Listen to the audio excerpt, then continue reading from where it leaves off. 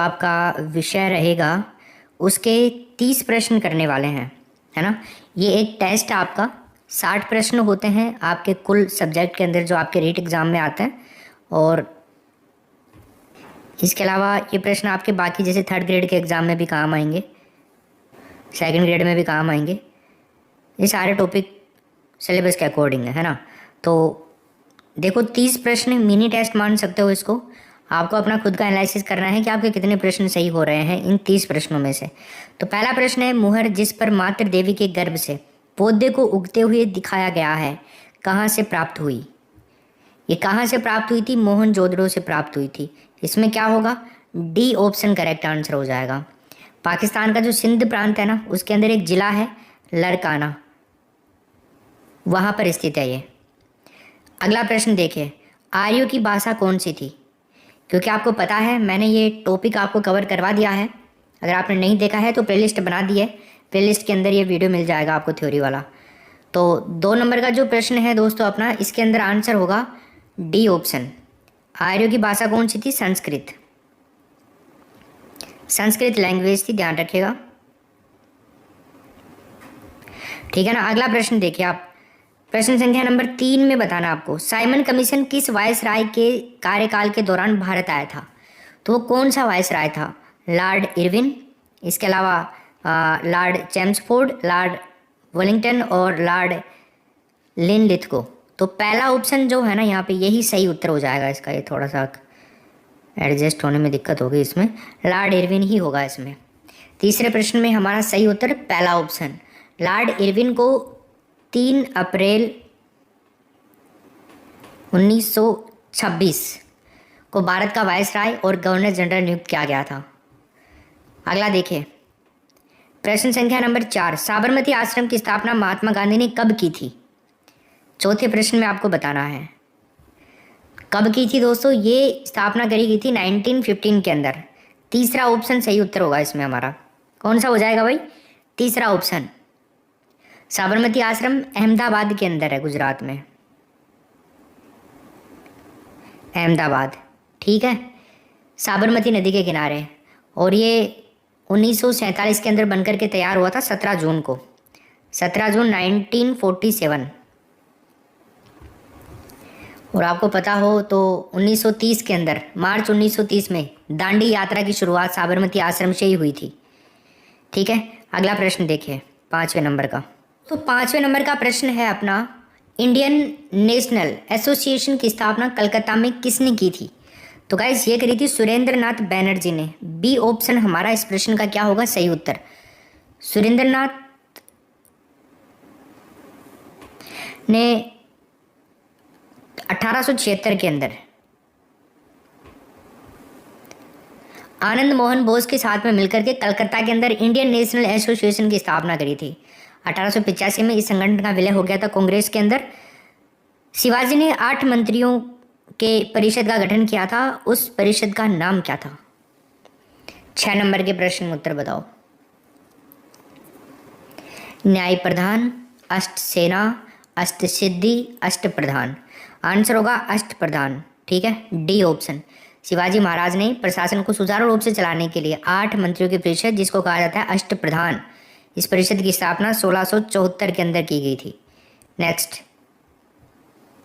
जलियांवाला बाग हत्याकांड के विरोध में किसने वायसराय की कार्यकारी परिषद से इस्तीफा दे दिया था? 7वें नंबर के प्रश्न में आपको बताना है।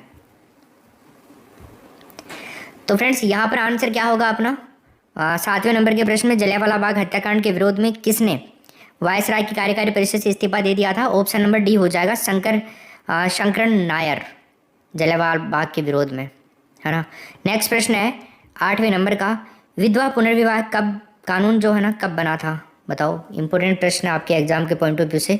तो ये बना था दोस्तों 1856 के अंदर। बी ऑप्शन हमारा इस प्रश्न में सही उत्तर होगा। 1856 में विधवा पुनर्विवाह कानून बना था। भाई विधवा स्त्रियां पुनर्विवाह कर सकती हैं। अगला प्रश्न देखिए, किस शासक ने बौद्धों के लिए विख्यात विक्रमशिला विश्वविद्यालय की स्थापना करी थी? कौन सा शासक था वो? तो साथियों यहाँ पर महिपाल नहीं था, गोपाल नहीं था, देवपाल नहीं था, धर्मपाल था। तो बी ऑप्शन इस प्रश्न में भी हमारा सही उत्तर हो जाएगा।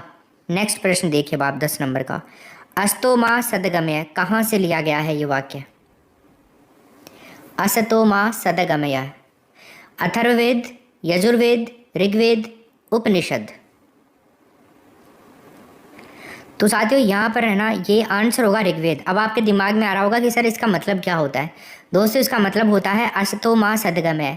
कई अर्थ निकाल सकते हैं इसके, जैसे मुझे असत्य से सत्य की ओर ले चलो, मुझे अंधकार से प्रकाश की ओर ले चलो, मुझे मृत्यु से अमरता की ओर ले चलो। ये इसके मतलब होते हैं। ओम अस्तो माँ सदगमय तमसोर्मा ज्योतिर्गमय मृत्योन्मा गमय ओम शांति शांति शांति, ऐसे पूरा वाक्य है। ठीक, चलो आगे देखिए। 11 नंबर का प्रश्न है, सोने के सर्वाधिक सिक्के किस काल में जारी किए गए थे? बताओ। तो फ्रेंड्स सोने के जो सर्वाधिक सिक्के थे ना, ये गुप्त काल के अंदर। तो हमारा आंसर क्या होगा?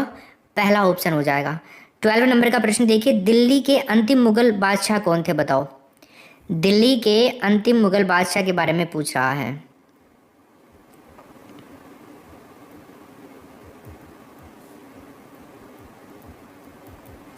बादशाह का नाम बताना आपको। तो फ्रेंड्स यहाँ पर ना अपना आंसर होगा बहादुर शाह जफर। तीसरा ऑप्शन बहुत इंपॉर्टेंट प्रश्न है ये।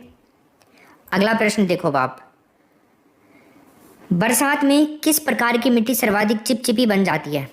काली, लाल, जलोढ़ और लैटराइट। क्या नाम है उस मिट्टी का? चिपचिपी। देखो सबसे ज़्यादा नमी धारण करने की क्षमता जो होती है ना, वो होती है काली मिट्टी में, क्योंकि इसके कण बहुत बारीक होते हैं और इसमें क्ले की मात्रा पाई जाती है, चिकनाहट इसमें पाई जाती है। तो ये चिपचिपी मिट्टी यही है। पहला ऑप्शन हो जाएगा। कपास वगैरह की खेती इसमें पाई जाती है, जो हमारे राजस्थान का दक्षिणी पूर्वी पठारी प्रदेश है ना, यहाँ पे ये मिट्टी आपको मिलेगी। मसालेदार फसलें भी यहाँ पे उगाई जाती हैं। 13 प्रश्न हो गए। 14 नंबर का प्रश्न देखिए बाप, शिवालिक पहाड़ियाँ निम्न में से किसका हिस्सा है? शिवालिक पहाड़ियाँ अरावली का तो नहीं है ना? पश्चिमी घाट, हिमालय और सतपुड़ा। बताइए, शिवालिक पहाड़ियों के बारे में पूछ रहा है कि किसका हिस्सा है?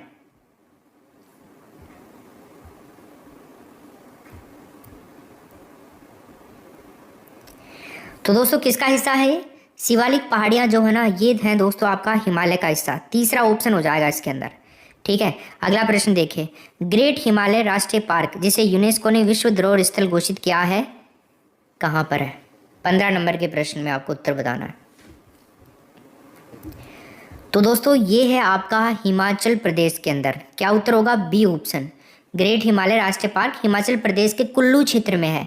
इसकी स्थापना है ना दोस्तों 1984 के अंदर की गई थी।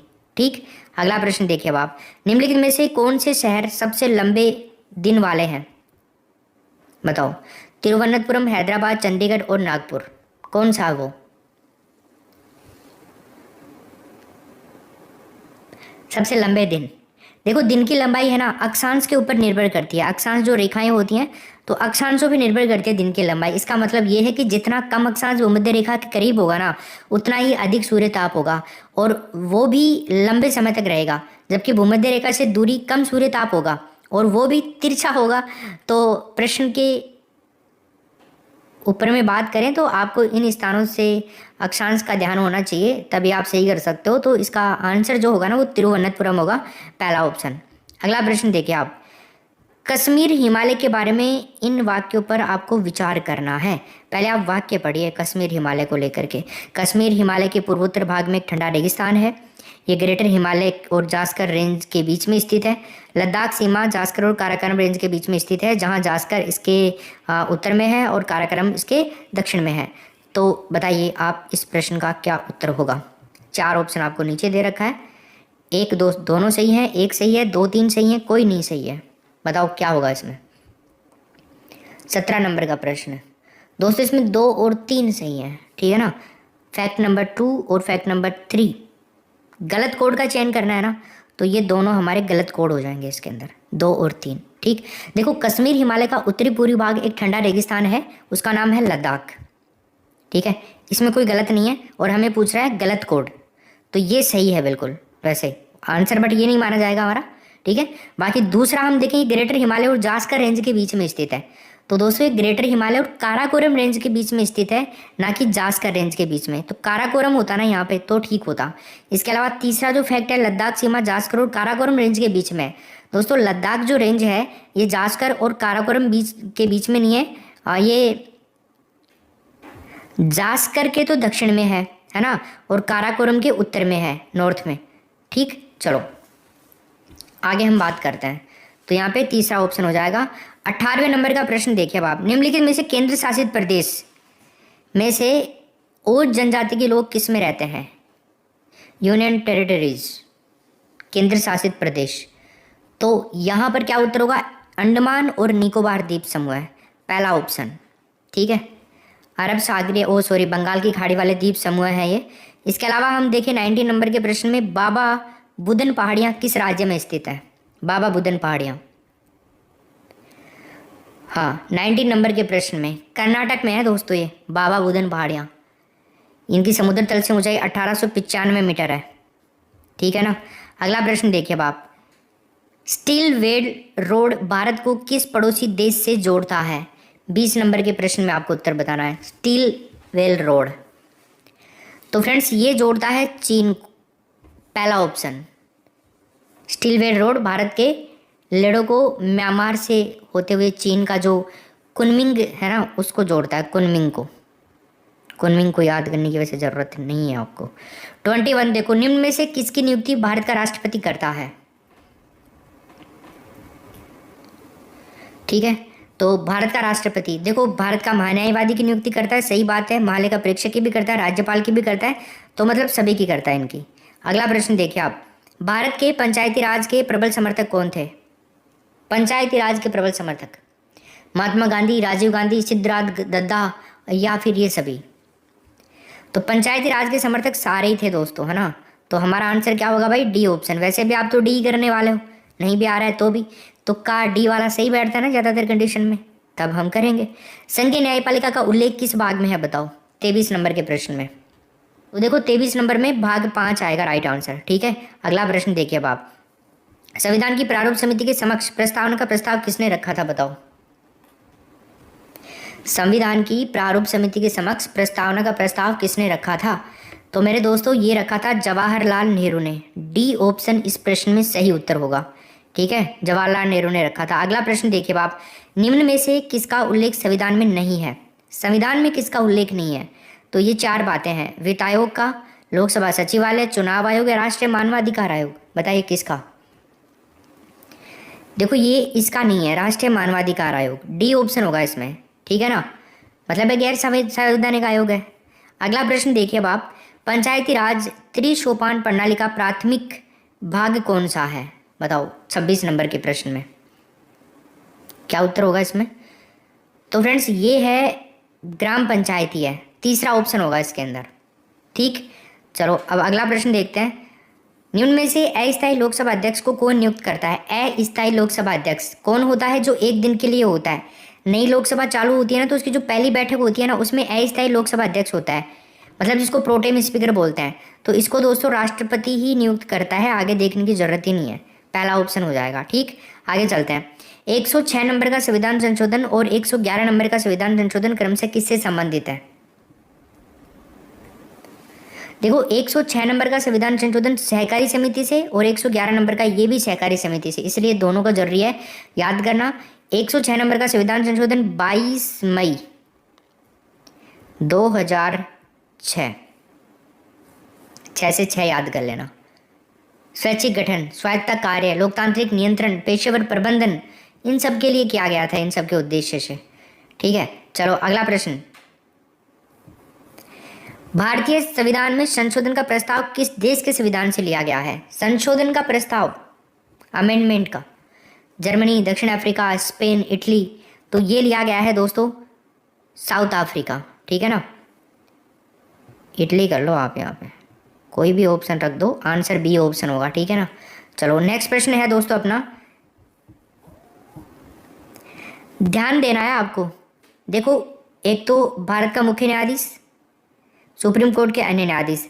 अब यहाँ पे देखना है क्या पूछ रहा है, राष्ट्रपति उपरोक्त में से किसकी नियुक्ति के लिए सर्वोच्च न्यायालय के न्यायाधीशों से परामर्श कर सकते हैं? तो ये प्रश्न बड़ा ही ध्यानपूर्वक करना है आपको, बहुत इंपॉर्टेंट प्रश्न है। तो क्या उत्तर होगा इसमें?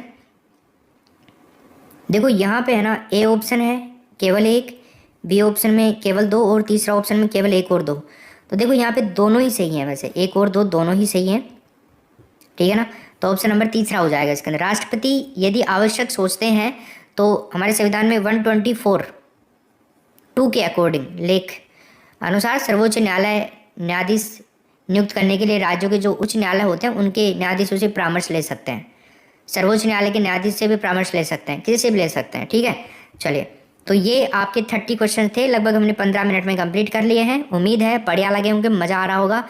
ऐसा आपको डेली एक वीडियो मिलेगा दिन में, ठीक है। तो जितना ज़्यादा लाइक करोगे, शेयर करोगे, अपना प्यार बांटोगे, कमेंट करके बताओगे कैसा लगा, कितने प्रश्न सही हुए, तो आपके लिए हम और बेहतरीन पेपर बनाएंगे, ठीक है। थैंक यू, चलते हैं, बाय, टेक केयर।